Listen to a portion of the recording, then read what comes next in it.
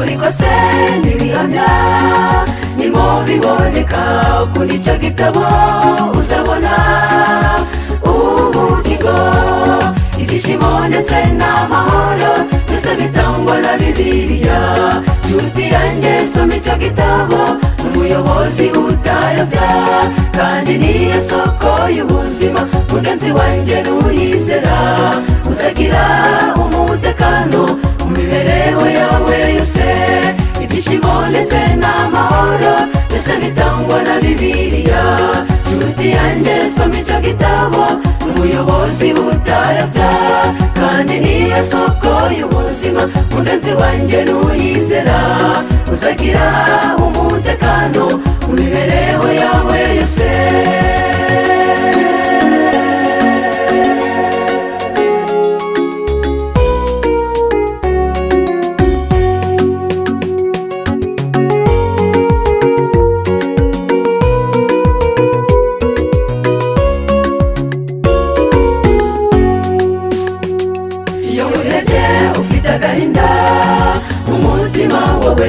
Fata icyo gitabo ibyiringiro byacu maze ugisome, kirakwereka neza uko ugomba kwiringira Imana ukayoborwa nayo kandi ukiranutse ibihe byose.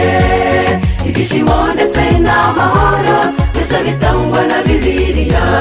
Nshuti yanjye soma icyo gitabo, umuyobozi utayobya kandi niyo soko y'ubuzima. Mugenzi wanjye nuyizera uzagira umutekano mu mibereho yawe yose, ibyishimo ndetse n'amahoro byose bitangwa na Bibiliya. Nshuti yanjye soma icyo gitabo, umuyobozi utayobya kandi niyo soko y'ubuzima. Mugenzi wanjye nuyizera uzagira umutekano mu mibereho yawe yose.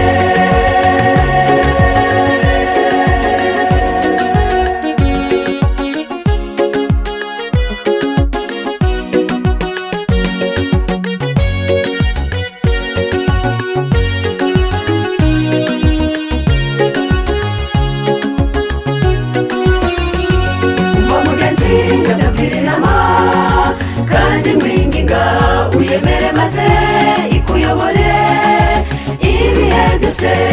Ndashimwa Yesu umukiza wacu kuko yaduhaye umuyobozi mwiza wo kutuyobora no kuduhumuriza.